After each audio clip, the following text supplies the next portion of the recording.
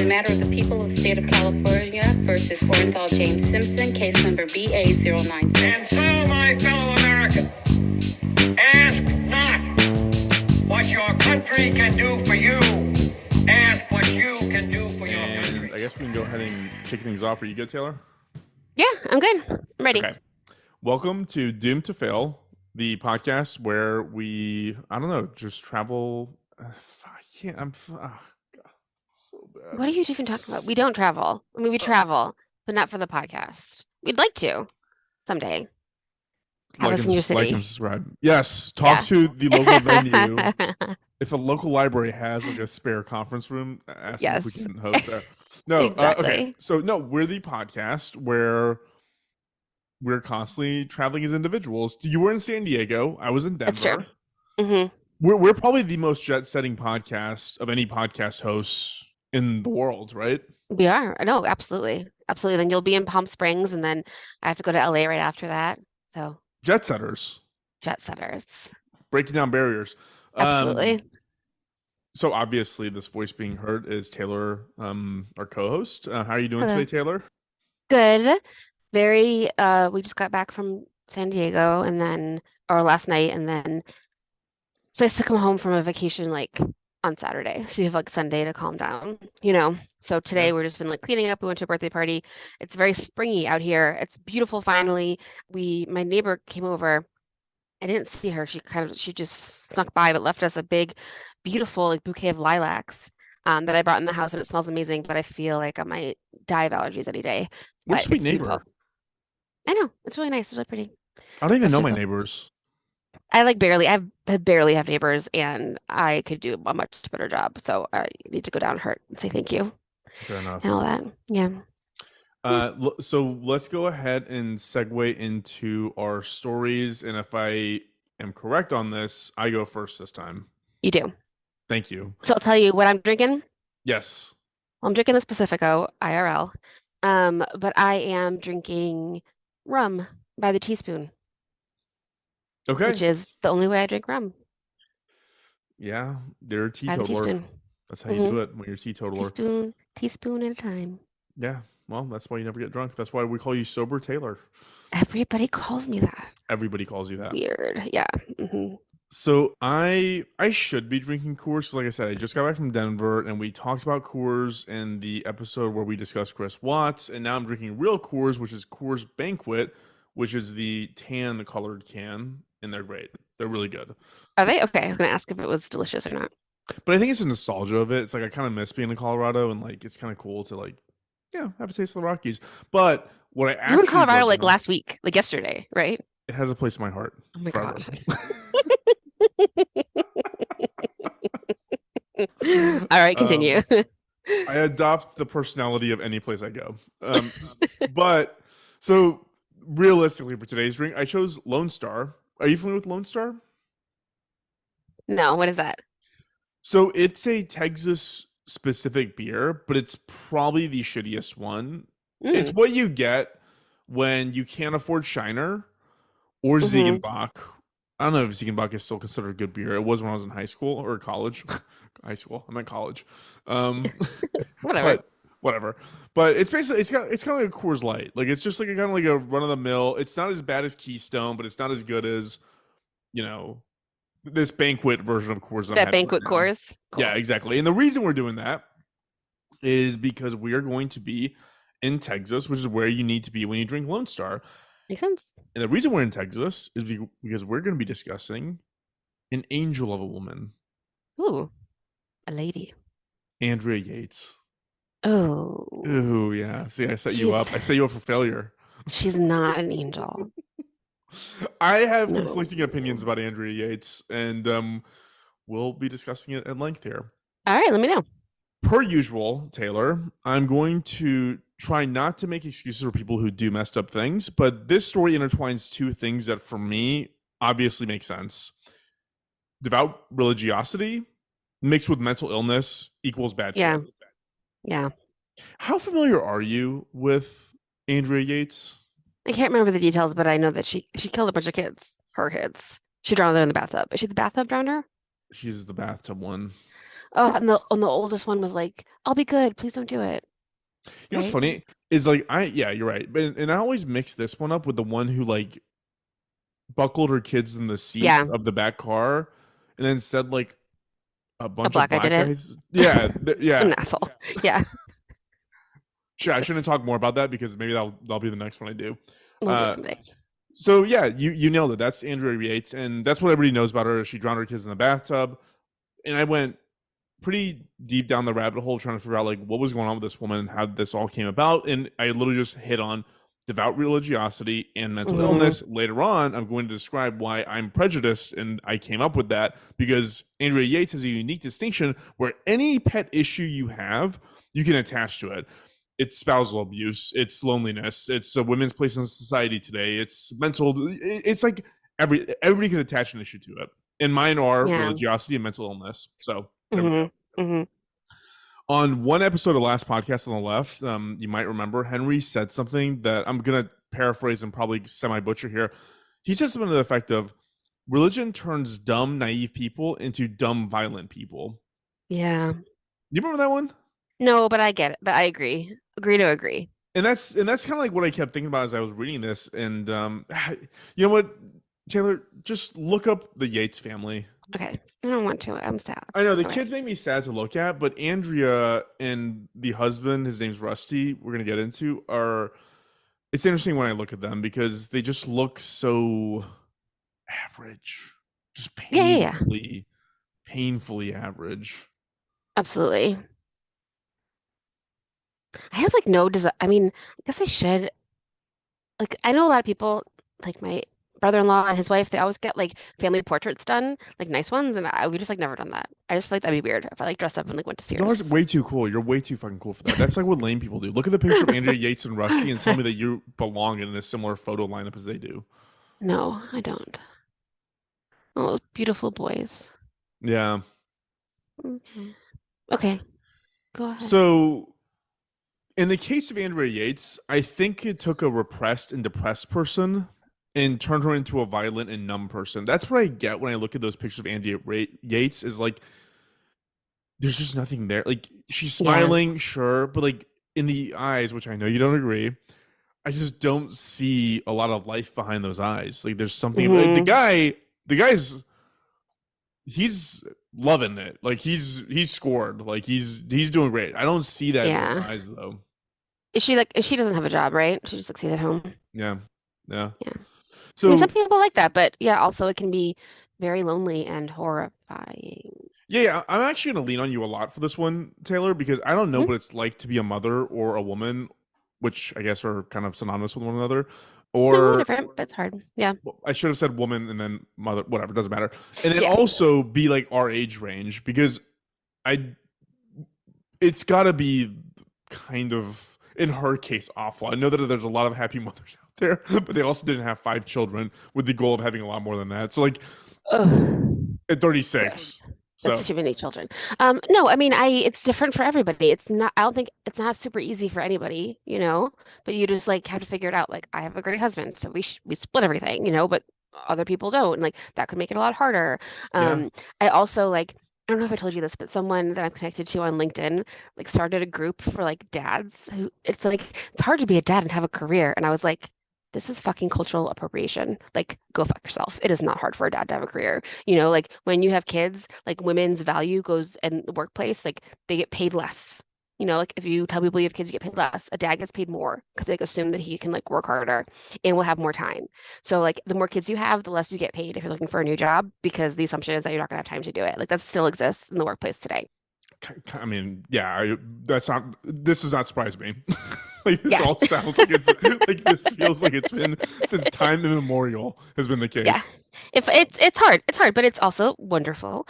I don't know, my kids are a fucking delight. So No, I want you to talk about this when we get. I'll explain why I think the way I do about her being a mother and why it all came out in the way that it did. But my mhm, main takeaway from this, like I just mentioned, was like repressed and depressed. That is exactly what I yeah. see when I see her pictures. Mhm. So yeah, let's get into her background a little bit. So Andrea is from Houston, Texas originally. Her father, there's so many things that intertwine from other stories here. Her father was first generation American. His parents were Irish immigrants. Andrea's mom is actually from Germany. So Mm, I bring that up because immigrant parents tend to put a lot on their kids with their expectations. And based on how Andrea turned out in high school, I think it's safe to assume that they were kind of traditional immigrant parents. Like they just like hmm. helicopter parents, essentially. Yeah. She was valedictorian of her class, captain of her swim team. She Wow. was a leader in some way, shape, or form in the National Honor Society at her school, and was Hmm. just generally seen as an all around great student, kid, student athlete, classmate, you name it. Hmm.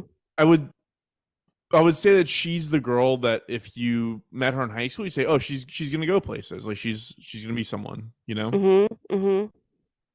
So we all know that overachieving. So we all know that overachieving high school students are all kind of like harboring their inner demons. Like there's something going on when you care so much about your studies. I think I don't know. Maybe I'm prejudiced about this. Like I graduated with a 2.1 GPA from high school. Like I was like pretty close to like I think it was like me and this kid who like would start fires with like the last two people that graduated in our class. So like I'm not of the ilk that like understands why someone would be a high achiever in high Oh school my like God, to you're this so extent. funny.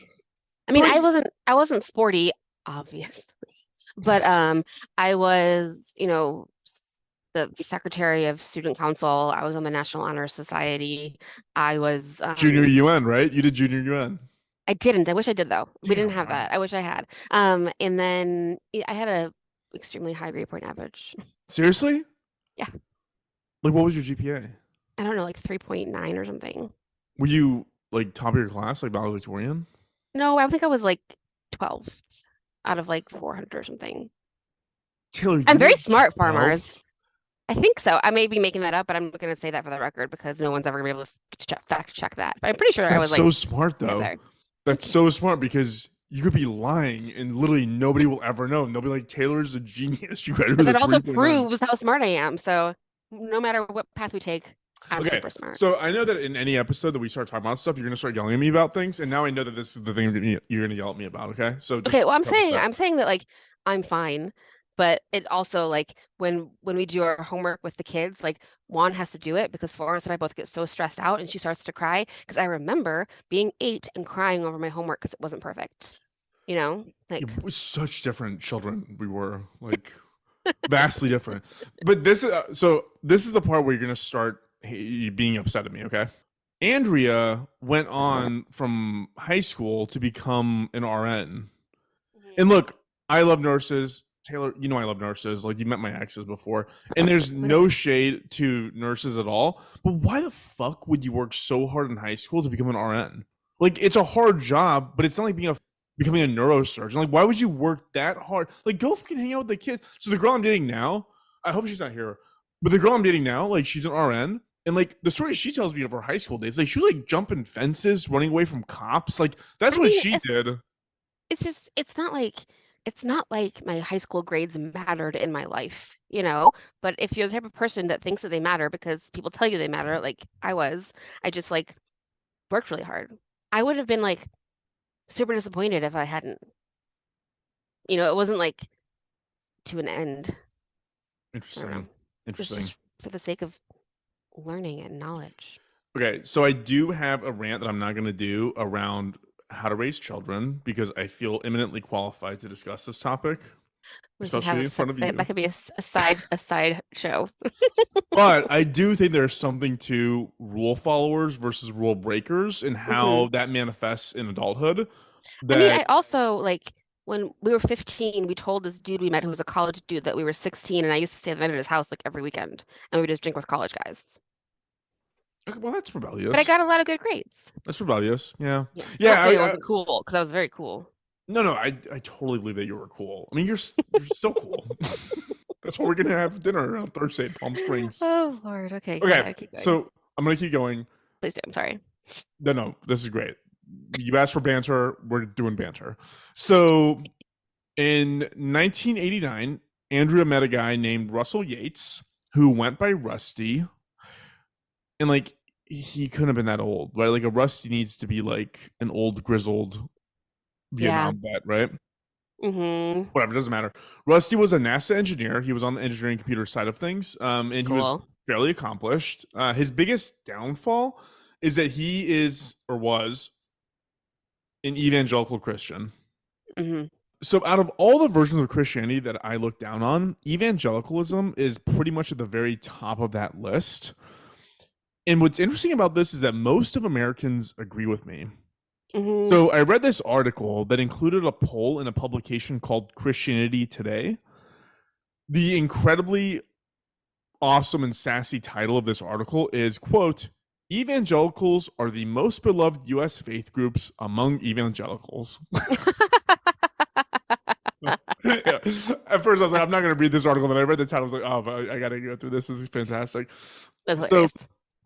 across the board, evangelicals in this poll are the worst faith group in the US. And the only reason why this article speculates the percentage isn't higher of people who hate evangelical Christian or the faith, not the people, is because a quarter of the Christians now in the United States identify as evangelical. So that skews the results because they're not doing double blinds.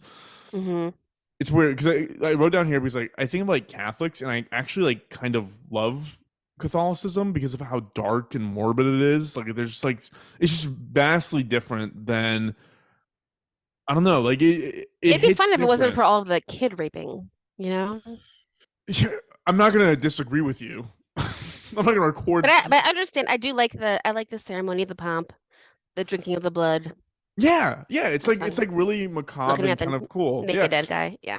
yeah. Like and Jesus is ripped, right? Like he's Hmm. jacked and ripped, and it's like none of it makes any sense, but it's still cool. Yeah, yeah. By contrast, evangelical to me, like it is. I know this is another thing you disagree with me about. So I look at evangelical Christians the same way I look at like woke progressives, in that Hmm. their belief system doesn't actually seem to be rooted in like reality so much as it is rooted in performance art. That's truly how I That's feel fair. about woke progressives as I do with like these folks. Most of the beliefs in evangelical Christianity are why Republicans today are the way that they are. I mean, they are. Yeah. I don't. So I should have done my research on this. I didn't. There was an amazing podcast. It had to have been Freakonomics or This American Life, but they did this amazing podcast on evangelicals as a voting bloc and Hmm. how that was literally the thing that saved the Republican Party when Reagan was Yeah. coming up. It is a Yeah. massive component of why conservatives are the way that they currently are, Hmm. being rooted in the faith structure. It's also rooted in the infallibility of the Bible, and also it's a very U.S. centric religion as well. Hmm. So I thought about like manifest destiny and how like we're the best because we're Americans, that type of thing. Hmm. Long story short is like Rusty was evangelical, which is horrible because they are shitheads and their Yeah. belief system is a joke. Yeah. And most of Americans who are not evangelicals agree with me on that sentiment, as Yeah. Christianity Today cited in their hilariously titled article. That's funny. That's Christianity Today. It's like, fuck those guys, Yeah. essentially. They so part of it is because actual Christians, actual Right. people of faith don't think that religion and politics are one. They you shouldn't politicize your religion and turn it into what evangelicals did. They made a mockery in some Hmm. ways of all these other Christian beliefs. So, Yeah, anyways, totally. moving on. So going back to Andrea and Rusty, one thing I read when after they were married, because you'll learn later on that they've been through a ton of psychological discussions with therapists and stuff. Like real therapists or like the Reese No, real therapists, real Well, that's like great. yeah. So one thing that came over and over again was them sitting together and saying that they really truly believe that they need to have as many babies as possible. Like that is like what God wants for them. They're supposed to do this. That's a big piece of this. Great. And it all strikes me as Rusty's. It doesn't strike me as Andrea's. It strikes me as Rusty's belief system. Hmm. So they did a good job. So they ultimately had 5 children. There was Noah, who's 7, John, 5, Paul was 3, Luke was 2, and Mary was 6 months old. That is fucking bananas. So like this week we were at Legoland. I didn't go. I had to work from the hotel, but my father-in-law went with Juan and our kids, and they met up with a family that we know. So it was 5 kids. My father-in-law was like, "Get me the fuck out of here. This is too many Yeah. fucking kids." Like, and I'm from a family of 5. It's too many kids. Dude. Yeah. Yeah, it's a Especially that lot. many under 7. That's crazy. Like that's like I mean like it's I know people do it and they do it, but that just seems near impossible. They're at most 2 years away from each other, but Yeah. there's also two that are less than a year from each other. You just have to it sounds almost impossible to me. Yeah, and this again, like this is the part where like your take on this is going to become really, really nifty and handy. Is I don't know what it's like to go through this, but I think that the pregnancies and everybody agrees that the pregnancies had a lot to do with what ended up happening. Hmm. So it's worth noting that signs of Andrea being depressed were kind of a constant theme. So it started out in high school after everything happened with Andrea happened. Friends came out saying that they remember her talking about suicide. After Luke was born, so Luke, the 2-year-old, Andrea tried to commit suicide by overdosing on prescription pills. Oh. Yeah, she'd be hospitalized for this and put on antidepressants. The suicidal ideations would keep coming on, though. She'd eventually be put on a cocktail of medications, which did seem to stabilize her to some extent. But the problem was they kept getting pregnant.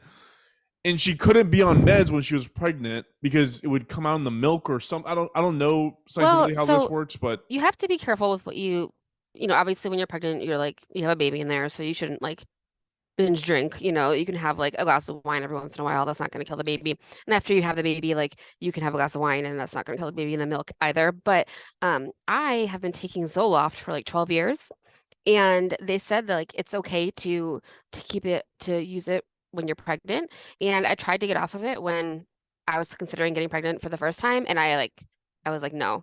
Like fuck this. I'm depressed. Like it was too much. I need to be on it. So I just stayed on it through both my pregnancies. So there well, are safe things that you can be on. they might have had different opinions on that 15 It years was ago. the 80s. Yeah, totally. Like the 90s or whatever. Yeah. So no, this was 2001. So I mean, it was No. still a long time ago, but like Hmm. how people perceive medication for pregnant mothers changes, I'm sure, Oh over yeah, time. totally. So I will say this. This is very counter to my normal personality type. Normally, I would be talking shit on Rusty constantly. You saw his picture, super generic dude, evangelical Christian. I don't really want to do that because I don't know subjectively what he was experiencing as part of this. Like, I think that he Hmm. looked at things as like, my wife's crazy, pump her full of meds. Hopefully that'll work. And but then I look at it, I'm like, what else do you do? Like, I mean, back then, how does a husband treat their wife in this situation? Like I don't. Yeah. I look at it within the context of the time that we're in, and I'm like, today, obviously, you have access to people. You can talk to people and like research things. Like, oh, I need to do this with my wife. I should do that. But like back then, it's like you had nothing. Like he's just like a generic dude. Like I'm working every day. My wife is nuts. I'm just gonna pump her full of meds, and that's basically it. Hmm. And he seems to be like advocating for mental health And nowadays. he did back then, Hmm. but not but in like in like a weird traditional 35-year-old husband in the early 2000s kind of way. Like it was just Yeah. like not like he wasn't like an empath by nature. And a Right. lot of this, I look at this and I'm like, dude, like you turn this woman into like a baby factory because of your religious beliefs. Yeah. It's like so many women are depressed after they have a baby. Anything that messes with your hormones like that, being on birth control in general, like all those things, like can make you crazy. So Like so it's a real that thing. Taylor's actually that only affects 1 in 10 women. That's postpartum. What she Yeah. had is called postpartum psychosis, So which that's affects even a worse. very, very, very small subset of women. And Rusty was just ill-equipped to understand. They're like, Yeah. yeah, my wife's crazy. It's like, no, no, no, dude. Like, she's like dangerous. Like, it's not just Yeah. crazy. She's like dangerous at this point. My thing was Hmm. all like, dude, stop like being this guy and just hire a babysitter for a week. Take your wife to Hawaii. Like, let her experience a Yeah. different lifestyle, different like. Can you imagine this shit? Like, this is the part where I don't understand. Where like, wake up every day is the same. There's 5 screaming babies. I got to nurse 3 or 4 Hmm. of them constantly. Like, how horrible of a is that? Is that a good life? I don't know. There's people who love it. I think legitimately. My mom did it. My mom, well, we were like 12 years, stretched out through 12 years, but she stayed home with us and she loved it. So, a lot of people, that's what they want. That's their dream. It's not for me. Like, I have no desire to homeschool. I have no desire to stay home with them. I really like them, but like, I think they should be out. I think we should be separate during the day, But I think there's people who genuinely do like it. And that's like why I thought about like Andrea's inner childhood of like, I did all the right things. I made the best grades. I did this, and then I married a man who has a great job, and he's gonna take care of us, and he wants me to make kids, so I'm gonna make it. It's like she just did everything everybody else wanted her to do, and then like Yeah. she wakes up, and like this is her life. Like how Yep. fucking sad would that? I mean, I'm making excuses for it again, but whatever, it is what it is. Yeah. So this crime, what we're talking about here, happened 22 years ago. So she was 36 years old. You're 36. You got 5 kids. That's your and coincidentally, there was plans to have more, both before and after the murders happened. I'll get to that in a What? minute. I know, Oh my I know. God. I'll get to that in a minute. It's absolutely insane. So in mid 1999, Andrea had more mental breakdowns, more suicide attempts. I've heard I have heard that doctors and researchers don't know why certain antidepressants work and why others don't. The brain chemistry is a complicated thing. They Yeah. put her on some complicated mix of cocktails that seemed to work, but occasionally it would stop working. They would change her cocktails and put her on something new. It seems to be a consistent thing with like mental illness and all that stuff. That's what you get with a 2.1 GPA when you're describing neuroscience.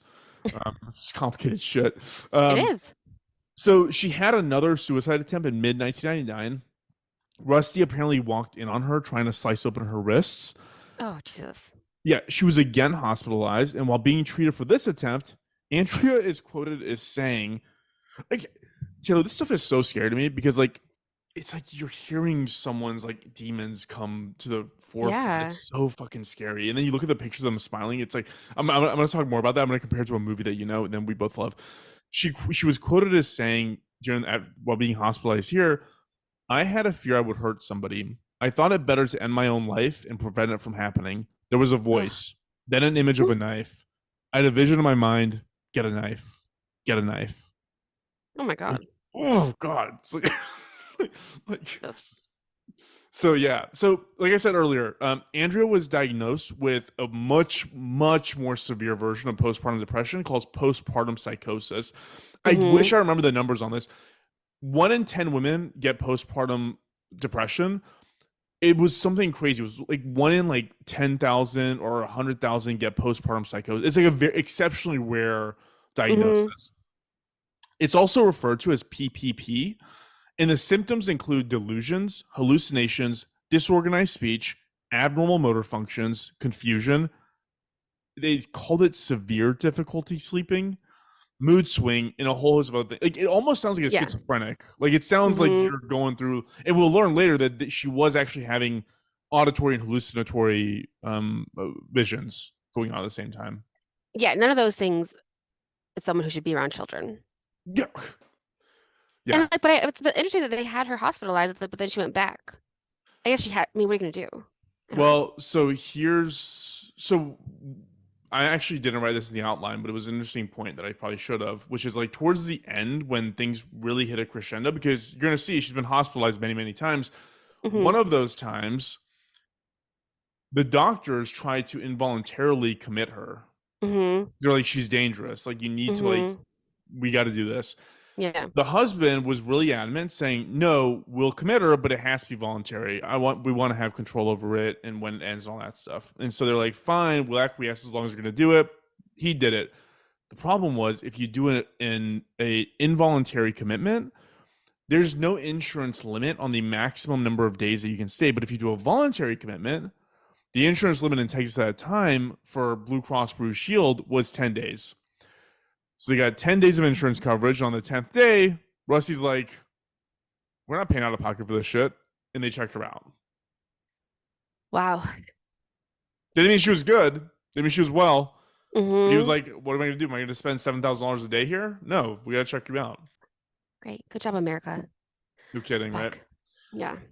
So her psychiatrist during this time told Rusty to not have any more children. So yeah, she went to a psychiatrist and this is severe diagnosis. Like, this is not a joke Yeah. diagnosis.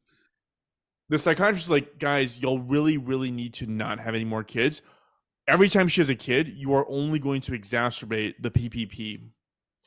7 weeks later, she conceived the fifth child, Mary. Oh my God. Yeah. Stay away from her. Look, I wrote down here, like, this makes Rusty sound awful, but when she was hospitalized, it's also worth noting that, like, nurses talked a lot about how diligent and supportive he was. He apparently went to work with, like, binders of her medical diagnoses with him, so he could, like, research things on the side. He was always by her side whenever he wasn't at work, and would regularly raise a fuss if she wasn't getting what he thought was adequate care. So he definitely wasn't well equipped to understand the dramatic ramifications of this, but he tried. So and how could you imagine?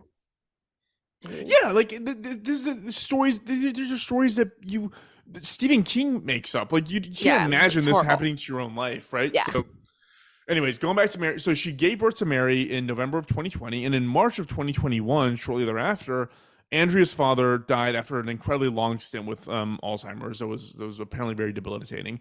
Wait, not 2020. I wrote 2020. I meant to write 2000 and 2000. 2000. Okay, great. Thank I was you. like, that feels longer ago. Yes, definitely.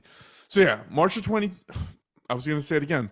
March of 2001 is when Andrea's father died, and that seemed to be a jumping off point for this. At that time, she stopped taking her medication. She started regularly cutting herself. She stopped taking care of the kids or herself. Yeah. To the point where she had to be hospitalized again. I keep picturing, like, what was this house like?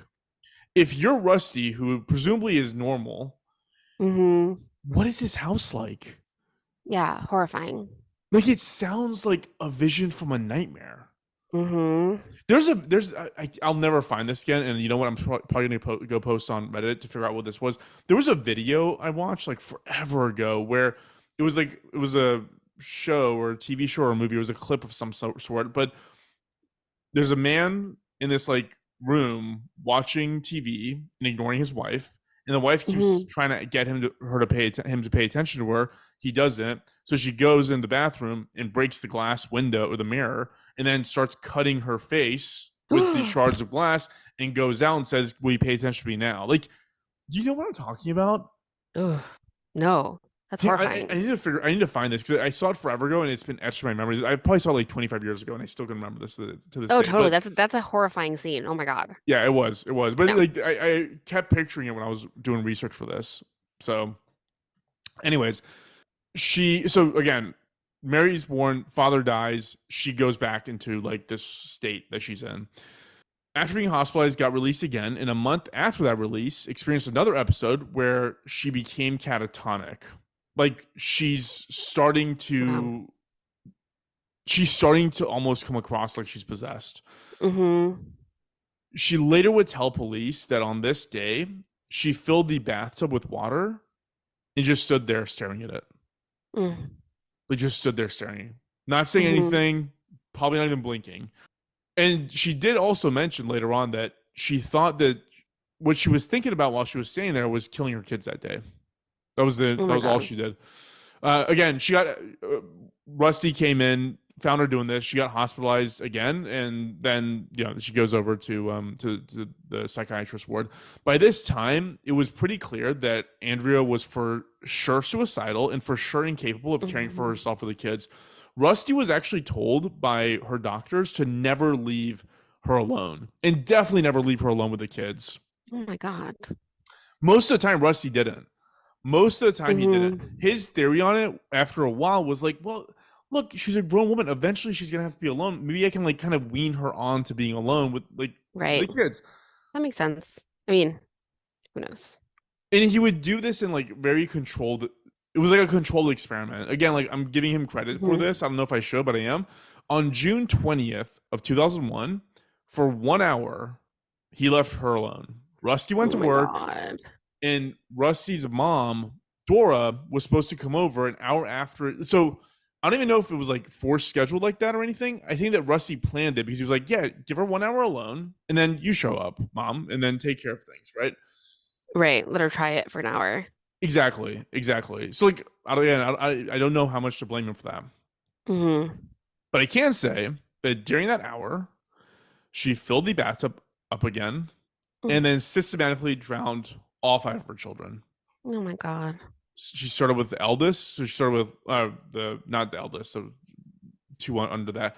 It was Luke who went first, then Paul, then John. She would then take their bodies and put them in her bed, wrap them up in the sheets. She drowned Mary, the 6 month old, left the body in the bathtub and just kind of sat there with it. And then Hmm. Noah comes in, the oldest boy, who's Yeah. 7, and sees it and asks what's wrong with Mary. He Hmm. apparently understood enough. I don't know how attuned 7-year-olds are to things, but he Yeah. understood enough to like know that, oh, something's really wrong, and try to run away from his mom, which is like a crazy thought. Like I would never run. Like, can you I imagine at know. 7 running away from your mom? Like that's like It's your whole world. crazy. Oh my God. She eventually grabbed him and then drowned Noah as well. Mm. She then called the police and really didn't specify what was wrong. She would say, "I'm Andrea Yates. I need the police. Yada yada yada." One thing she said was like she just said it's time. Like it's all very biblical and cryptic sounding. Like it was just like, oh, Yeah. what does it mean? She then called Rusty and said, "Quote, you'd better come home." To which Rusty replied, "Quote, is anyone hurt?" Ugh. Andrea responded, "Quote, yes, the children, all of them." Oh my God. I wrote down here, Taylor, like the movie I was referencing earlier was Event Horizon. And the reason I thought of Okay. Event Horizon was because there's this scene where the guy, our favorite character, Sam Neill, what's his name? Sam Neill? Samuel, yeah. What's his real Where name? yeah, Yeah. yeah, well, whatever his character name was, he just like once his eyes were removed and he became fully possessed, like he just like talked in a deadpan voice. You're Hmm. coming with us forever. It's just like Oh, I just yeah. see that in this woman, and it's fucking real. And it's like in the Yeah. 2000s, so everything was covered in carpet and beige. It's just all just the grossest. It's so terrifying. Ugh. Yeah. To me, I wrote down. It just felt like her soul was completely gone. Like I don't know Yeah. why the direction her mind went. It went the way it did, but whatever. So Andrea confessed to the murders. Obviously, she's insane, right? She claimed Hmm. insanity, and that was actually rejected. So typically, the Hmm. way it works is that insanity is a defense. It's not like a different trial. Like you just say this person was insane. That's how you do it. Most of the time, insanity defenses don't work because the Right. way that you prove insanity is you have to prove that that person couldn't tell right from wrong at the time Hmm. of the crime due to mental defect. That's the Hmm. legal definition of it. There's a ton of cases out there where somebody does something absolutely horrible and then tries to cover it up. And the fact that they Hmm. try to cover it up validates that they were not insane, because if you try and Right. cover it up, then They you know that you knew. did something wrong. So Hmm. if you ever kill someone, just walk around with their skin draped around you like you're normal. Like go Like, to the I'm coffee crazy. shop, and then Yeah. like you will get off, because it's like obviously nobody would do that who was out of Well, you're their not gonna mind. get off, but you're gonna go to a mental institution, I will right? discuss that as well, because there's Okay. actually no timelines on involuntary commitments, which is very Hmm. interesting. Mhm. The jury found the mental defense failed. They found her guilty, and they sentenced her to life imprisonment. The prosecution wanted the death penalty. They were like, no, this woman is going to get life. 3 years later, so she's on in a maximum security jail. 3 years later, an appellate court reversed the conviction. This is insane. They reversed the conviction because they found that a prosecution's expert witness lied on the stand.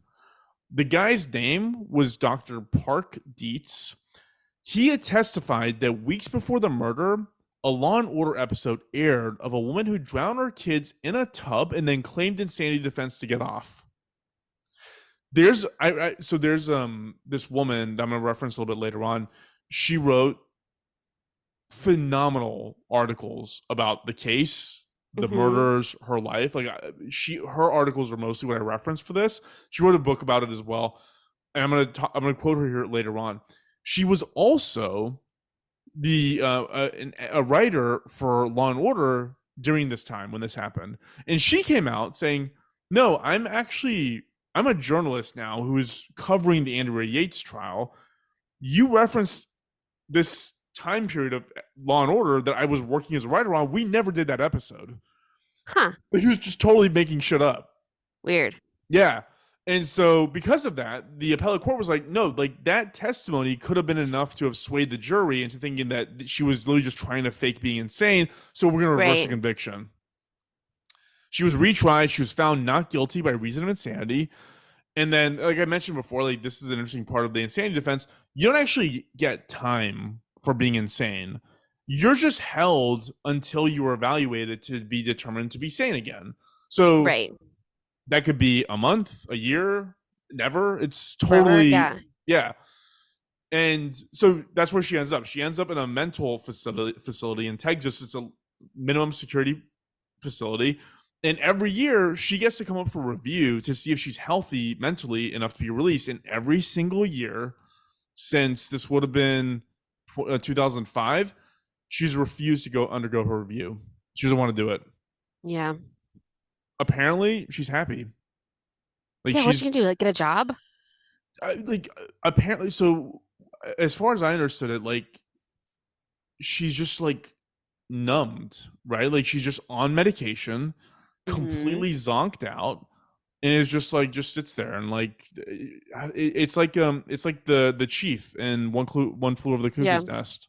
There's another ancillary piece of this, which is like the blame component of it. Like I said, I talked a little bit about Rusty, but everybody kind of blamed everybody else. So the doctors blame Rusty because they're like, we told you don't leave her alone. We told you to involuntarily commit her. Mm-hmm. Like, but I will say this: the doctors never actually said that they thought that she was a danger to the kids. So they had Hmm. an option to choose these like multiple checkboxes. Is this a person a danger to herself? Is she a danger to her kids? Is she like so on and so Mm-hmm. forth? And they didn't check the danger to the kids part. And so Hmm. they could have escalated this outside of Rusty's control if they had done that, and they just didn't Mm-hmm. because I guess they didn't think it was that serious. Wow. Most people though blame Rusty. Almost all of them. Yeah. They blame his desire for kids, how quickly he wanted to have them, how quickly in succession he wanted to have them, the religiosity of everything that was involved gave this like Mm-hmm. dark component to this. Most reports come out and say that if it wasn't for the kids, this obviously this wouldn't have happened. Well, yeah. I mean, Obviously. obviously. Yeah. But like my point being like if it was like you're a nuclear family, you have two kids, Yeah. probably not gonna happen. Right. On Man. the religiosity side, so also the other part of this, the media also blamed religion. Everybody blamed whatever. Everybody blamed everybody. It's worth noting that Andrea noted that she didn't think that she was a good mother, and then part of what they think was like in her head of this was like my kids are going to be like wicked sinners and their immortal souls won't go to heaven if they grow up because they're going to be terrible because I'm a terrible person, I'm a terrible mother. Killing Aw. them will save them from damnation. That's another piece of this. Damn, there was a really, really important piece of this that I forgot to put in here. What I didn't put in here that was really, really interesting, and this was part of the article I read, and the woman's name, the one that I mentioned earlier, her name is Susan O'Malley. She wrote that Rusty thought Andrea's gonna get off. He was at the trial every day. Mm-hmm. He thought Andrea was gonna get off and was already starting to plan having more kids with her. What? That's Yeah. crazy. Like, Yeah. like she's what, gonna go home and be fine? But Yeah. I don't get it. That's really weird. Like that. Yeah. It's Did he it's get remarried? he did. So he filed for divorce once she came out of that maximum security prison and went into the psych ward. He filed for divorce and was granted that divorce. It would have been 2005. He remarried a woman, or he married a woman named Laura Arnold, and then she filed for divorce from him in 2015. They have one kid together. So Hmm. he stopped. Yeah, that means he Being had so, 6 kids. He had 6 kids in total. That's nuts. wow. So, like I said, I'll shout this woman out because I actually think that her work was like incredible. It was incredibly easy reading. It was incredibly thorough. It was awesome. So the article that she wrote is called "A Cry in the Dark." Her name is Susan O'Malley, and one thing that she points out about this case, which is I think one of the reasons why it's so persistent in terms of like being top of mind for people. She wrote down that each of us sees in the Yates case our own issues: the death penalty, children's rights, women's rights, men's rights, rights to the mentally ill, religious rights, or just plain righteousness. And that's like a really, really good point because like I hate to say it, like a lot of people kill their kids. It's not like that rare of an occurrence. Like it Yeah. happens. But this one was really, really unique because the number of children was crazy. And then Hmm. there's so many other things were going on there. So much just emptiness and sadness and like just I don't know. Yeah, And it still persists. And I think it's gonna be one of those cases that we like think about forever. Like it's just totally. Like it always just on like our it brings conscious. up just such a terrible feeling, you know? Like I always think of that poor last kid who was like, He was old enough to know what was going on. and like saw his sister dead in the tub and like ran away, you know? Poor baby. That's So so bad. scary. So And they bad. probably, I mean, their life is probably so scary anyway, Yeah, yeah, you it had to be awful. Like I Yeah. so on the point of the podcast, like the whole doomed to fail red flag part of it, I, again, because of how Susan O'Malley references this later on, like I don't actually know what to hone in on other than live your truth. Like I know that sounds really hokey, especially coming from a guy like me, but like if you don't want to be the valedictorian and you don't want to have like the perfect life with the perfect white bread husband who works at NASA and like instead you want to run away with like a fucking Harley Davidson riding guy to Vegas and get a bunch of like flame tattoos, like do that. Like don't live a life that you don't want to live because you'll resent it. And Or it's it's okay to change your mind. Like it's okay like to maybe she like, doesn't feel bad as she did as you do against smart people in high school. But like maybe she just like maybe she wanted to do that. And at some point things were super out of her control bad because of her diseases. no, well, so okay, so this is the rant that I didn't do earlier that I'll do now is like if you if you don't have the muscle in you that is like I'm gonna do what I want and fuck what everybody else wants me to do, I'm gonna rebel. If you just don't have Mhm. that muscle in you, you can't expect someone to just like pick that up and learn it at some point, right? Totally. That's why like I'm gonna be I gotta be the best. I gotta be the valedictorian. I gotta do this. It's like you just don't. She just didn't have it. She just didn't have that muscle in her of like Hmm. I'm just gonna do what I want to do instead. And I don't Right. know, man. Well, If then you I like think part of like the part with like postpartum depression and that stuff is like you have in your head, you're like, I'm supposed to want this. Why do I feel this way? You know? And then you feel like a failure. maybe that my Yeah. takeaway from it is like yeah, just Like, what does she say about it? Does she say anything? Andrea. Yeah. No, dude, I'm pretty sure she just stares at a corner of a wall forever until Yeah. she dies. No, like my take on it was more like be cool with your kids, like rebelling and like that's healthy. It should be a good thing, and like they're Like more check in likely with to like them, be like, are you okay? yeah It yeah. sounds That's like, you know. listen. I'm gonna write a child. I'm gonna not a child's book. I'm gonna write a child rearing book, a Oh, guide on great how to idea. raise children. And it'll be Perfect. available in every swamp and sewer that has books, probably. But That's what the world is asking for. more fars. Um, What does this childless 30-something-year-old man have to say about raising kids and how hard it is? you know what I noticed? Taylor's like this chair is like super squeaky today. Uh-oh. Can't even imagine what's coming. I didn't Anyways, hear it. so we are. So that's my story. Wow, that's It's so sad. yeah, it is. It's sad. It's fascinating. It's fucking scary. It's so scary to me. It's like every horror possession movie I watch. Like this is it. Like this is Yeah. except it happened. Like Yeah. anyways. But on to your side of the equation.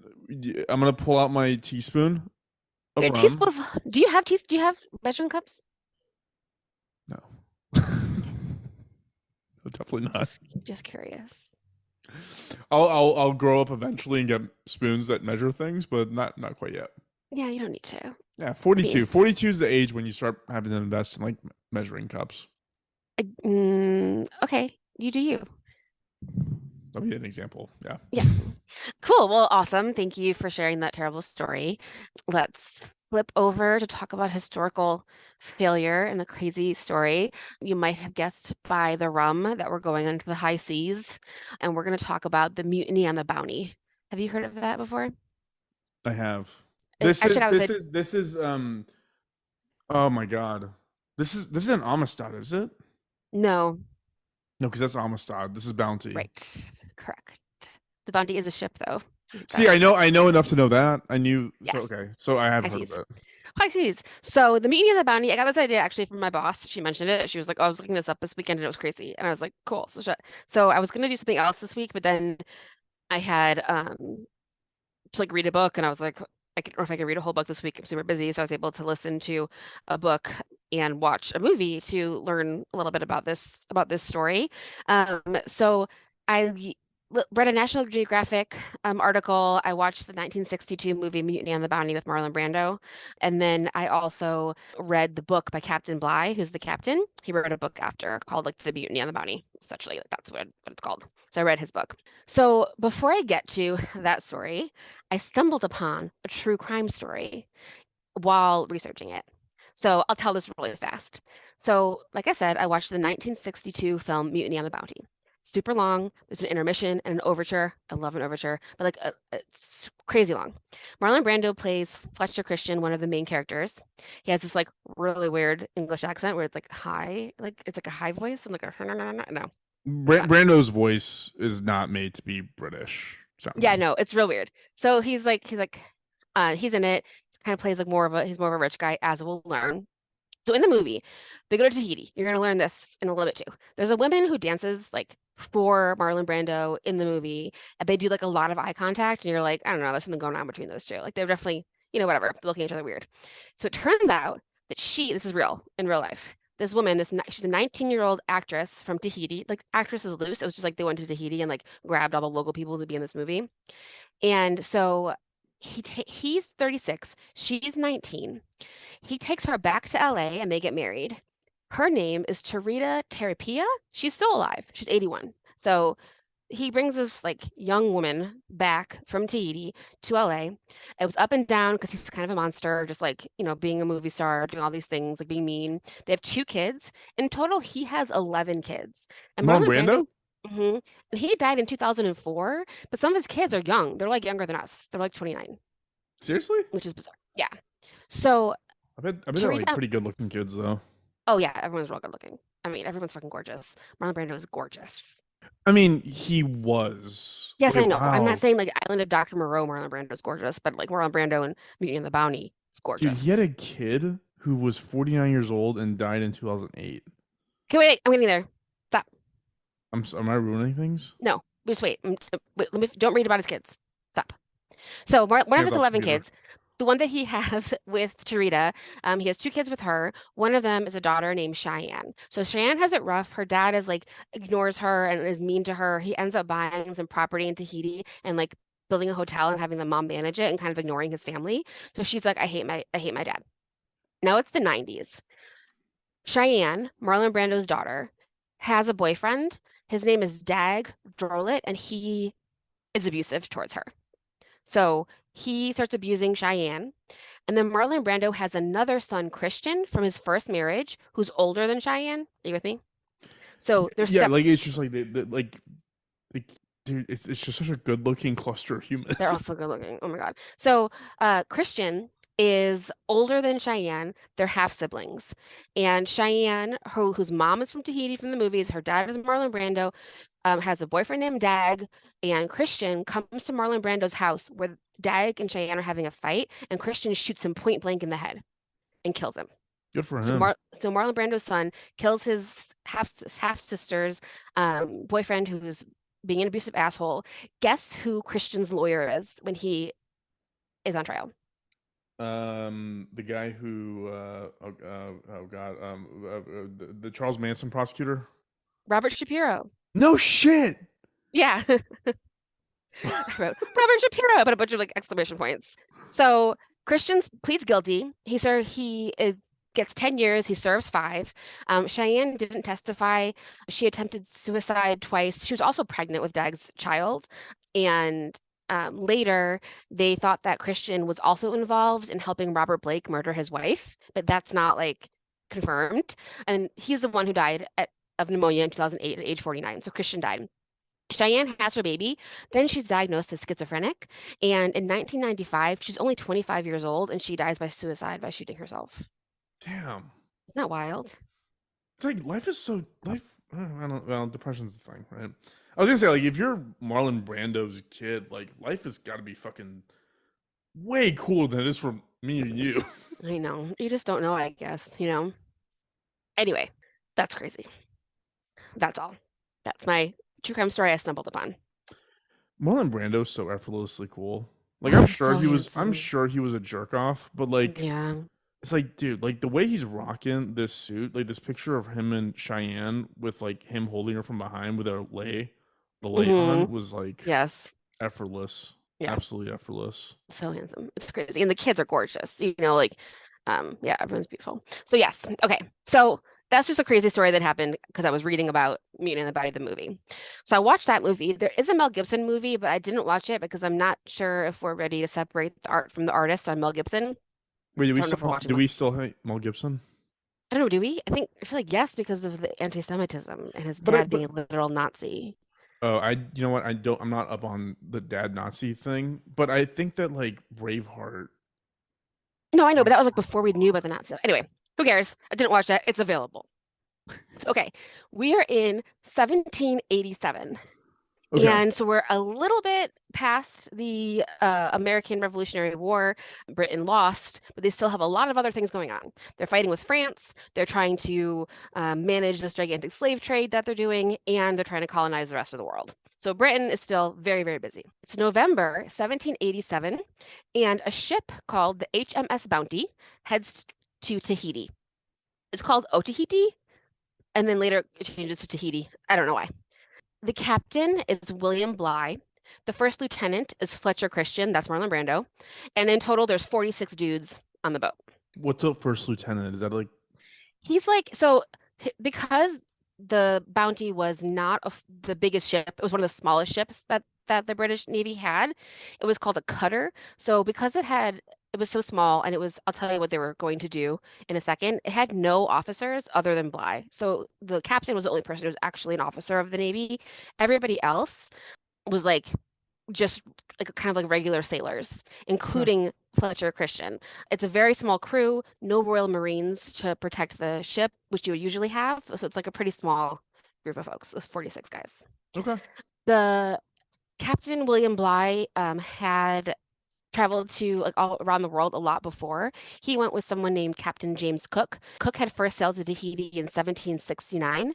He sailed all over the world. He was eventually killed by Native Hawaiians, which I wrote I'm fine with because it sounds like he did a lot of like colonizing.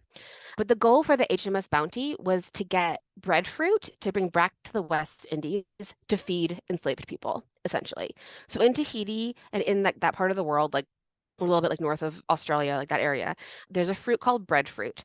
It's been around for thousands of years. It's like a big, I'll post a picture of it, but it's like a big green fruit. And the inside you can like bake. It kind of tastes like bread if you bake it the right way. You can like boil it, cook it in all different kinds of ways, depending on the time of year. You can almost always harvest it, and it's like plentiful and has a lot of nutrients. So it's something that they thought they could, bring it to the West Indies and just feed all the slaves with it and feed them just breadfruit, basically. Okay. Have you ever had like jackfruit that tastes like pulled pork? I don't think I've ever had jackfruit. It's like pretty crazy the stuff they can do with it. Like they do like a thing that I don't know, add a bunch of barbecue sauce, make it taste like pulled pork and it tastes exactly like pulled pork. It's really weird. But Interesting. things like similar to that. So the HMS, the Bounty had a botanist on board. So there were 46 men, 44 of them were like the crew, two of them were botanists who were there to get the fruit. They had taken the captain's quarters and they had cut holes in the floor and added more windows and made it into a greenhouse to be able to put pots of breadfruit in once they got there. So Captain Bligh slept in like a much smaller room and everybody was pretty cramped because that was like a big space that they had allocated for the plants. Make sense? Yes. Hey, So, do you remember? This is like so. I'm like having this memory arrive to me way after your point about the colonizing. But do you remember mm, that guy who was like a missionary who went to that one North Seminole island? I was thinking about him too doing Okay, this. He got, I fucking love that he was just butchered like a hog. Like I think it's awesome. I think it's like, I, dude, stop he fucking was reading taking the people's Bible. religions. Stop taking people's cultures away from them. You It's the should deserve to last die. one. You should Oh my literally gosh. deserve to die. Like I remember Chow. His name was Chow. It was Chau, I think. I I hate to say it, but I love that they were just like, fuck you, and just like shot him with arrows. Fucking love it. It's You know, one of the most heartwarming stories. That should be a Christmas tale. don't fucking do that. Yeah. Don't fucking take people's cultures from them. There's a lot of this Anyways, happening in this story in this yeah, time. Yeah, yeah, yeah. absolutely. Absolutely. Yeah. So, okay, so they left in November 1787. They arrive in October 1788. So it took a little over 10 months, and it was 27,000 miles to arrive in Tahiti from England. The trip was exhausting. A few people died. There was a ship surgeon, and like surgeon, I think should be in like 17 air quotes because it was just like A maybe also the butcher. cook or whatever. Yeah. Yeah. And he ended up killing a dude by accident because the dude had asthma, so he was like bleeding him and he had a blood poisoning and died. You're like, okay, that obviously is not gonna work. Predictable. Yeah. Yeah. The Captain Bligh was actually pretty mean. He would order lashings for anyone who broke the rules. So a lot of people like getting whipped and punished for things. In the book, he's very casual about it because it's his book, which I didn't even realize when I was reading it that it was like his. When I first started reading it, I was like, oh, this is like his actual account of this. But he was like, I'm maintaining order. What am I supposed to do? So it was like a pretty Uh, strict time. it kind of makes sense that it's called mutiny on the bounty when you're beating the shit out of people. Like, Yeah, what am I supposed to totally. do? Like, not that, probably. Yeah. One thing that I wrote in that I added in my notes that I thought was fun, not fun, they ate albatrosses. Like they would like catch them out of the sky and eat them and like the big bird. So It's gonna be a so tough to it's a catch rough, one. yeah, it's a rough trip. It takes 10 months. They were supposed to go via Cape Horn underneath South America, but it was too late in the year to do that. So they ended up going the other way down below Africa. They spent some time in Tasmania, which was called Adventure Bay for parents. Adventure Bay from Paw Patrol. I don't think they're in there, but that's funny. Also in Captain Bligh's book, so much of it is like, we were at this latitude and longitude, and it was like this time. And I'm like, how the fuck do they know what latitude and longitude they were at? So I looked it up, and I have no idea. I like it's called Sexton. a chronometer timepiece. Shit. It's like Okay. the thing that could do it. It's like if you look it up, it's like a beautiful like wooden briefcase with like all these like gears in it. Like it looks like a time, like a something you would use in like a time machine. Like it's looks fun. But they were just starting to figure this out and figure out where they were. So they were like discovering islands, sort of. Obviously, like they're not the first people there, but then they'd be like, oh, I think if you're at this latitude and longitude, you should see this island that has like three hills, so that like someone else can like maybe know where they are later. But Yeah. it seems really scary just to be out in the ocean with just like guessing and like math and looking at the stars. If it's cloudy, you're like, I don't know where the fuck I am. So They were that's crazy, hardier back then. I guess. So now they're in Tahiti. They're about to go on to shore. The Captain Bligh has everyone checked for STDs, and everyone is fine. In the movie, they're Wait, like, so nobody thought. So you're just gonna gloss over that? Nobody thought it was fucking weird that. no, no, hold on. There's more. So no, they did not have STDs when they got off the boat, allegedly. In the movie, they were like, the women loved having sex with us. Like they loved it. Like whatever. Like they say that. But in real life, they were obviously like trading sexual favors for money and like beads and nails and things. When it was all over, 40% of the men contracted an STD. The STDs had been introduced to Tahiti by the English and French explorers anyway. You know, so Hold full on. circle So back the on them. women had the STDs that they gave the guys, Yeah. Yeah. but From it all other, originated from other Europeans who went there earlier. Yeah, I got it. yeah, Okay. yeah. And we're like using them as like consorts and such. So somehow the bounty had a lot of stuff on it. They were always able to trade gifts, so they were like, well, here's a mirror and a knife and all these things. And so Captain Bligh was making friends with the chief. Tyna was the chief's name, Tynah. Captain Bligh never slept off the boat. He stayed on his boat while the men started to like live on the island with the native people. But he entertained the chiefs and their wives almost every night. There were a couple petty thefts on the boat, but they were sometimes okay. Usually it was fine. The chief wanted to come back to England and meet King George, and Bligh was like, not today, not this time. So Aim lower. yeah. Meet his So guards.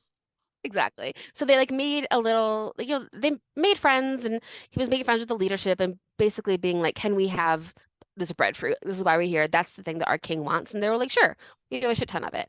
But it was hard to cultivate. You can't just like take it with you. There's no seeds in it. It has to be cultivated directly from the root. So they had to like wait for the root to grow and for the plants to be hardy enough to be able to leave. So So this while, this turned into like basically a fantasy life for all these men. exactly.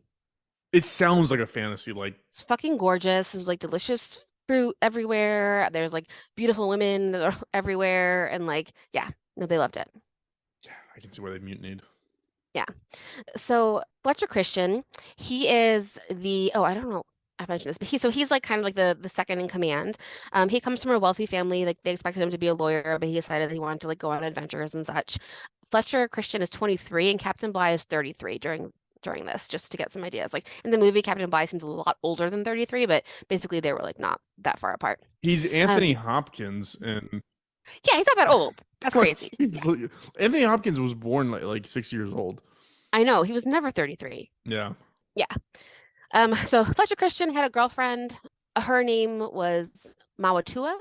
That's the girl that Marlon Brando flirts with in the movie and then ends up in real life marrying. And in the movie, the Marlon Brando is like fooling around with her, and the captain is like, "You have to stop." And the chief, well, in the movie, she's the daughter of the chief, and the chief is like, "Well, my daughter is good enough for you." So the captain literally goes, "I need you to go make love to that woman." And Marlon Brando goes, "Fine." And they put him on a boat and Marlon Brando's like standing on this like little schooner going to land to like basically have sex with this girl. And they have him standing up at the front of the boat with his leg up and it plays the song like the dun dun dun dun dun dun dun dun dun dun. It's like really stupid, but like funny. Like he's like, I guess I'll have sex with her for the colony. But that's not true. They were just like paying them for it, essentially. And I can't hear you. I see you moving your mouth. I was muted. I was gonna say, I guess if it's Marlon Brando and he's gonna whip it out, you gotta make it dramatic, right? Right, exactly. And I think in real life, there's probably also a lot of sexual assaults, so not great. So it's been 5 months. The breadfruit is finally working. It's in the pots. It's healthy. They put it all. They have like a couple thousand plants. They put them on the bounty, and they're going to go back to the West Indies, and everything looks good. So April 1st, 1789, the bounty sets sail again back to England via the West Indies. Obviously, like you said, the crew is not stoked. They're like, why Yeah, can't we stay fuck here? this. Yeah, like I don't want to go live a fucking 10 more months on this boat and like doing all this hard labor and being whipped all the time and like it's terrible. And so they've This is also another lost. argument for why capitalism is flawed. Is if you Yeah. could, nobody who could live that life would then choose to go back to a capitalistic structure of I gotta wake up at 8 a.m. to do this. Like, hmm Exactly. They've lost a lot of their discipline. That's like a big part of it too. They were like, why would yeah, I rightfully go back so. to like following rules? Yeah. So, and also the captain's mean. And it feels worse because they're like, now I have an idea of what a good life could be like. So there's a lot of stuff that happens, like a lot of abuse by the captain. There's lashings. People aren't allowed to have water. In the movie, I'm sure they did this. They pulled someone under the ship. You know how you like tied him to a rope and like pulled him across the bottom of the ship, which would like really hurt because you'd like get all scratched, and that guy ended up dying. So people were dying. Bly like wasn't really aware of how mad the sailors were. He was just like, everything's fine. It's hard, but that's life at the sea, you know? So he didn't really like, he wasn't, I don't know, he wasn't worried about a mutiny. In real life, it's thought that Captain Bligh on April 27th, 1789, so it's been like about a month that they've been back at sea, he accuses Fletcher Christian of stealing coconuts and punishes everybody. So everyone is in trouble for this like alleged infraction that may or may not even have happened. And everyone's pissed. So now everyone, like most people are mad. So the next day, April 28th, 1789, a group of mutineers led by Christian armed themselves with muskets and swords, and they burst into the captain's cabin, said, I'm taking you prisoner. Christian said, I have been in hell for weeks past with you. So they take him and some of his guards and people who were loyal to the captain, and they bring them to the ship. I don't know, it's the upstairs on the ship. Bly is surprised. They force him into a boat, but the boat's not big enough because actually 18 of the people who are left want to like go with the captain or they're like not sure what to do. So he ends up getting a pretty big boat. And the captain Bly and those 18 men, they give them some food and they put them in this boat and like let them go. So this sounds even worse than being on the Bounty in general, obviously, because they're in like a schooner. They're on this for many weeks. Sometimes they see islands, but mostly they're just eating a tiny amount of moldy bread. This is where they get a teaspoon of rum every day to try to like warm up because it's freezing and it's raining and they're constantly bailing water Wait, out of it. that's how they warm up is have a teaspoon of rum? Yeah. And he says That's that like awful. It's awful. And it's because it's raining so much, they don't really run out of water, which is great, but they're also constantly soaking wet. And the rain is cold, but the seawater is pretty warm. So they take their clothes off and they rinse them in the seawater and then put them back on for warmth, which sounds awful. Like Hey you're just Taylor, like soaking wet. if okay, so I'm gonna ask, like, do you think the way I think? If it was me, like, sure, listen, I'm probably gonna die here anyways. I just want to get trashed one more time. Just give me all the fucking rum. Like, you know what I mean? Like, just like go for broke Yeah, and then just like have one good night. And then you know that it's all gonna suck from there on out, right? I don't know, but what a way to go, just like starving to death on a boat, you Oh, know? God. I fundamentally, like at my core, I really don't have a problem with eating a person. Like, I just never thought Yeah, that me was a either. weird thing. Like, it's like, it's No, meat I is would totally meat, eat someone else. right? Yeah, no. So I don't think I would go out that way.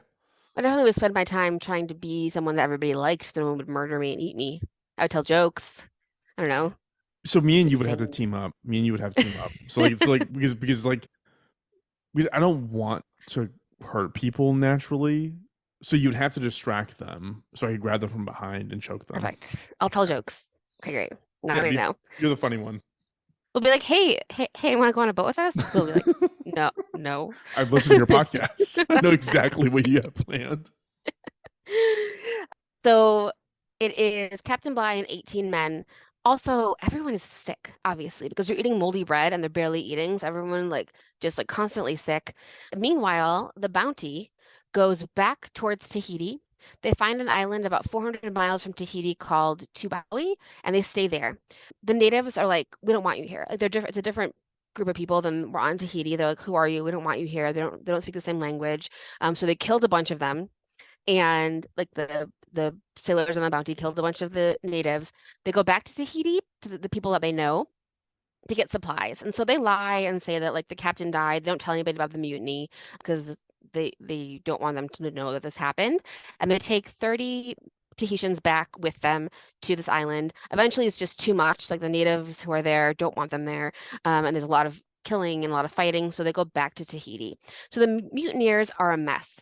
They end up getting in another fight and like, dividing up. So 16 of them stay in Tahiti, and the rest, including Fletcher Christian, Marlon Brando, pretend to throw a party and invite 30 natives onto the Bounty and essentially kidnap them and enslave them so they can build a settlement on another island. So they leave. God, So it's like almost entrenched, innate, second nature to find people and just horribly use them.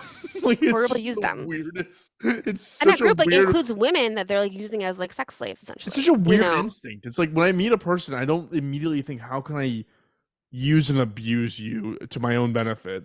Yeah. Maybe I should. That's No, you know no, I what? think That's you're my fine. fault. That's my Don't problem. do You're right. that. You're right.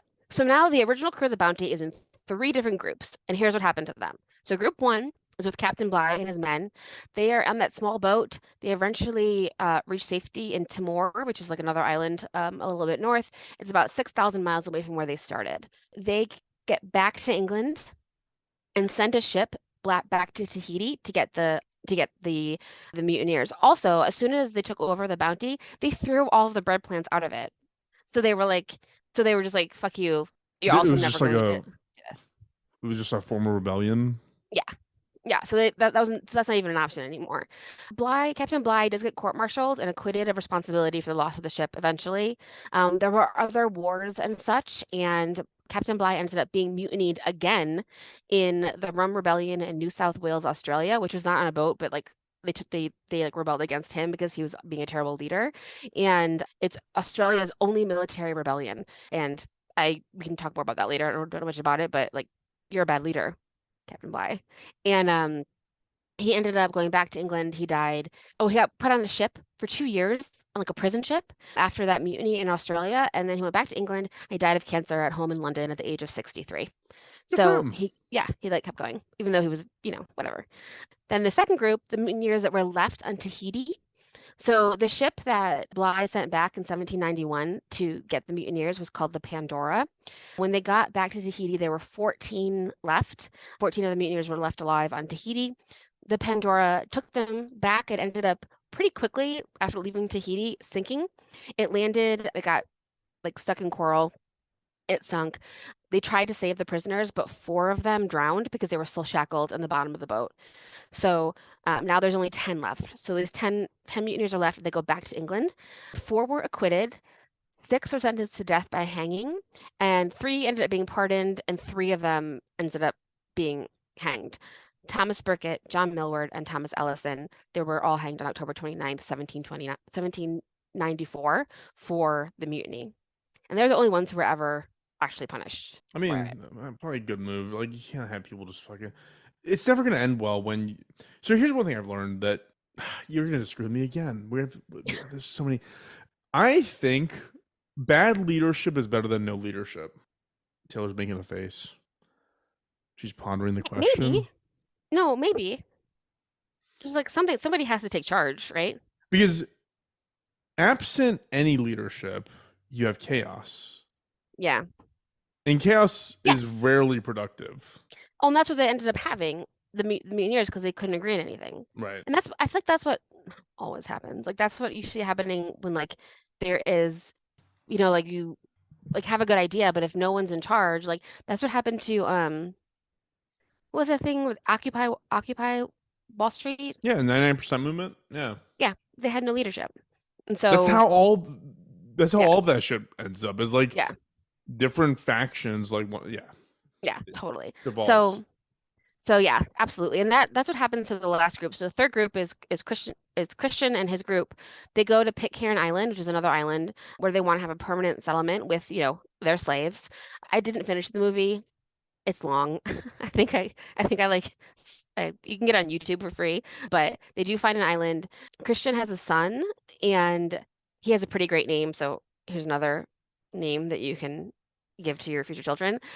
Fletcher Christian has a son with a native Tahitian woman, and the son's name is Thursday October, which is great because neither of those are our names. That is the stupidest fucking name I've ever heard in my entire life. I've never heard of a dumber name. No, I know. They should have. Those aren't names. The doctor should take that child away when the birth certificate is submitted. Like, not okay. That's pretty great. It's pretty great. So essentially, the women were sex slaves and the men were being abused to like build this like little colony on this island. Some women even tried to leave on a boat, but they were unsuccessful and they had to come back. One woman, her name was Tevarua, she died by suicide because she was just like so tired of the abuse. They did horrible things to these people that they had to live on this island. In September 1793, there was a uprising by the natives that they had on this little island with them, and they killed 4 of the 8 mutineers that were left, including Fletcher Christian. So he dies in 1793. The British don't find them until 1808. And when they find them, there's only one man left on this island. One Englishman left on this island. There's just a lot of really fat, just one really fat guy, and there's a bunch of skeletons. For real. His name was John Adams. So he was, involved in a lot of the turmoil on the island. There was like murder. One guy wanted to marry Christian's like widow in parentheses, like in quotes, and threatened to kill everyone. So they killed him with a hatchet in his sleep. So they're like fighting against each other. Like this, it's wild. And then one of the guys was like super upset about just like everything, and he jumped off a cliff. So everyone like is kind of losing their minds. So guess where John Adams turns after this? He becomes president of the United States. No, he becomes very religious. So he finds God and becomes very Christian. Somehow he also had a Bible. So he tries to live life by the Bible and, starts to like be a big part of like bringing Christianity to these islands and does that, even though he's definitely been a shithead this whole time.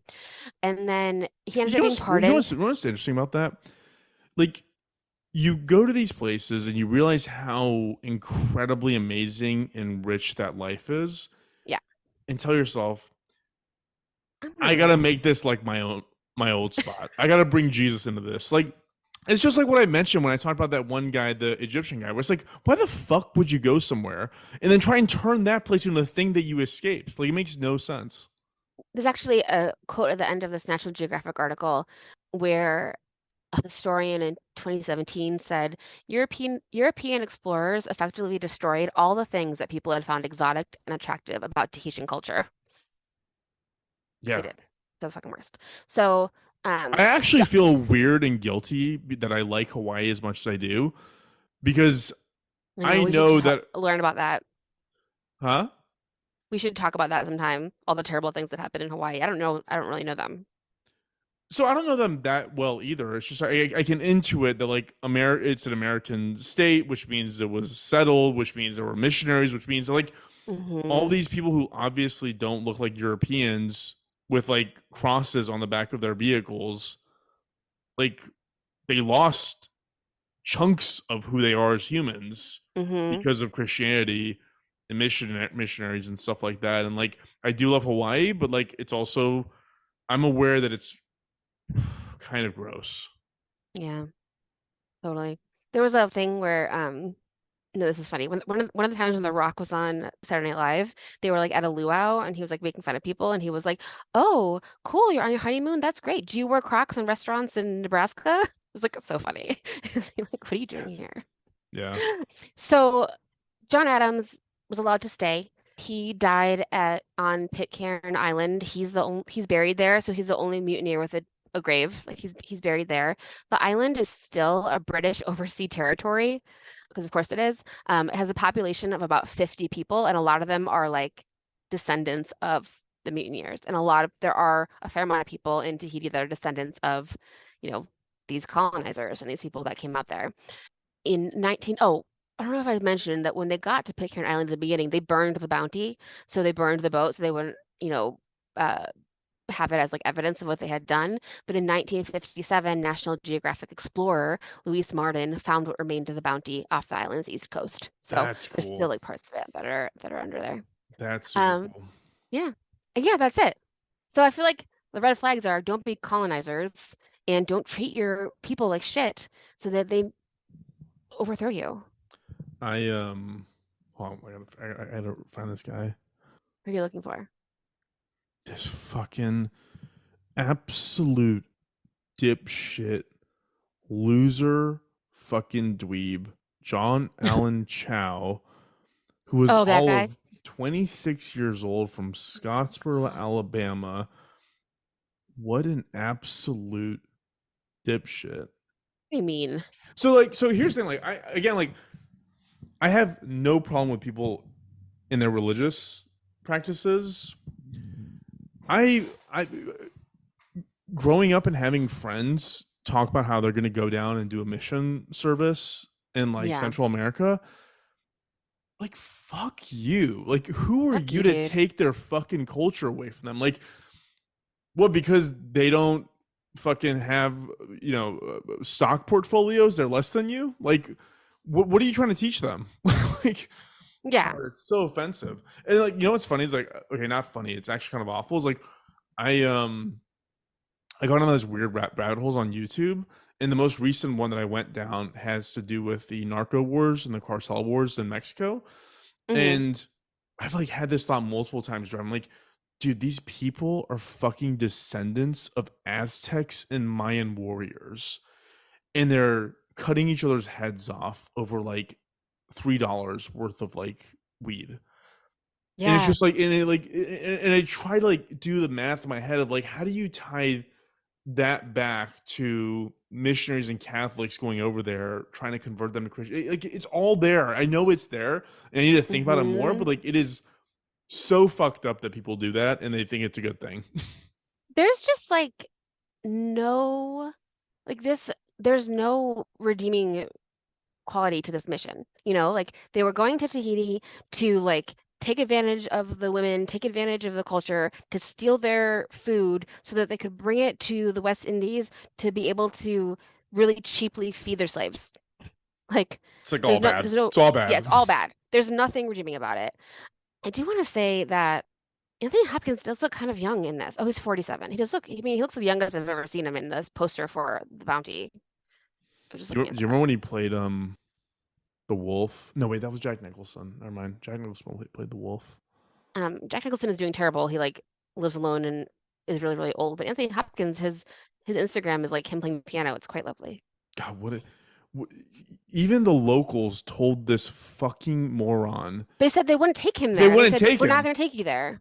They wouldn't take him. They like dropped him off. It was like, this is as close as I'm getting to this island. He was like, I can do it. It's like Why? What is, and I remember, I feel like his dad one time was like, we shouldn't blame him, blah, blah, blah. we You're should like, 100% blame him. He's a fucking 100% blame moron. him. He's He's an a fucking idiot. idiot. And the people Yeah. who enabled him, all of his fucking youth pastors and church leaders, Yes. they think you can all fucking bathe in his blood because they're fucking responsible for it too.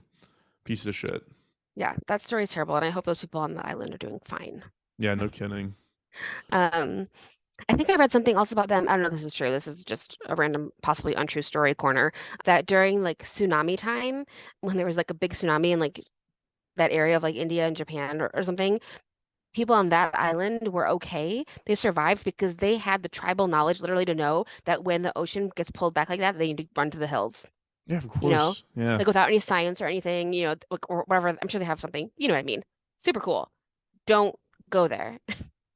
So his dad, this guy's dad, blamed his kid's death on the missionary community. Yeah, fair. 100%.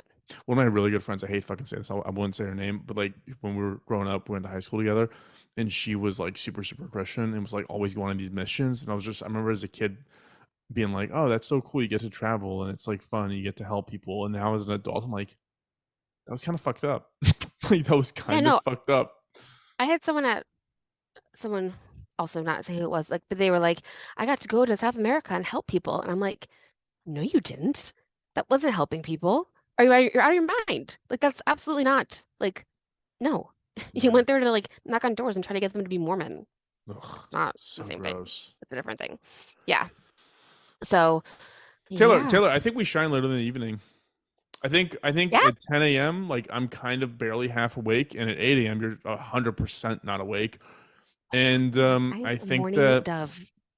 I think we shine, man. I think like later in the evening is maybe so. Taylor Let's do it. moved our time, but she didn't actually know. What Taylor didn't know when she moved our time was that I was desperately wishing that she would, because I Oh, landed at like 11 p.m. last night from Denver, got to my house at like midnight, and then also had done almost no research for this episode. So the fact that oh she my pushed it God. is was hugely beneficial for all of us. Next week is going to be wild, but let's talk about it because I can maybe do it from the hotel, Wait, where are you going? LA. Wait, why? I have to go to, I'm working from LA the 24th to the 27th, so I have to go on Saturday because I also have to work on Sunday, which is like a big project. And then, but I have two baseball games at the same time, Saturday morning, the end at noon. I mean, there's a chance we could do it in person on Thursday. Yeah, but I can't come until later because we have piano until 5:30. Being a parent is hard. We should end with that. No, no, like have Juan's the driver.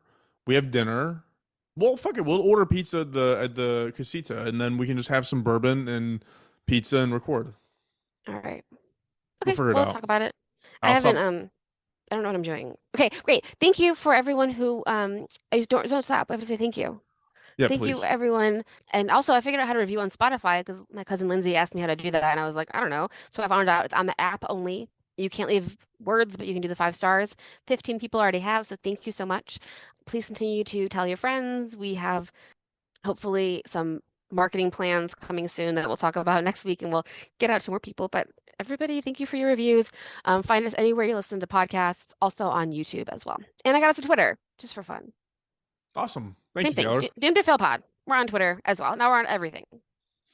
When we're famous, we will not forget you, the little people who helped get us here. Exactly.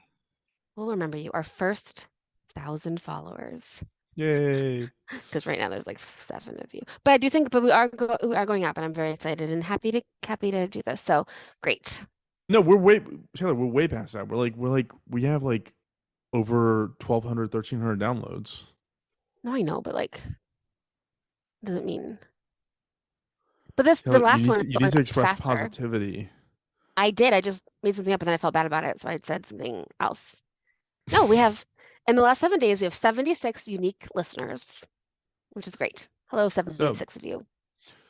Thank you, So thank you. thank you all. And yeah, we'll be joining you again next week, either from Palm Springs, remotely in LA, in Austin, or some other way. But I'm looking Also, forward to it. shout out to Henry, our friend, who's Who, definitely listening because we British have Henry? one down. Yeah, we have one download in Portugal every week. So that could actually be the other friend I mentioned who did the mission trips. Shit, that means that she might hear this. Well, there's one person in Portugal listening to us, so we know It two could people be. there. It could be. It's probably this friend. It's probably not Henry. Henry's not. I don't know. I don't know anybody else in Portugal, No, but you do. Henry Apparently. listens to like mind hack stuff. Like he tries to like improve himself as a human. Yeah, he's lame. I love Two people you. in Jacksonville, 4 people in Las Vegas, 1 person in Olympia, Washington. No way. Seriously? Yeah, 1 person in Houston, 1 person in Rockport, Texas. That's the new Is that you? GF's. That's the new GF's mom. 1 person in Petoskey, Michigan. That's your new girlfriend's mom? Yeah. She told her mom about my podcast. That's sweet. 2 people in Grand Rapids. What up, Kelly? I know it's my friend from work. Anyway, very exciting. You should cut this all out. Bye. It's like half this podcast I'm gonna have to cut out. Cut it out. We've been here for days. All right, I'm gonna stop recording. Thanks, everyone. Okay. Thank you.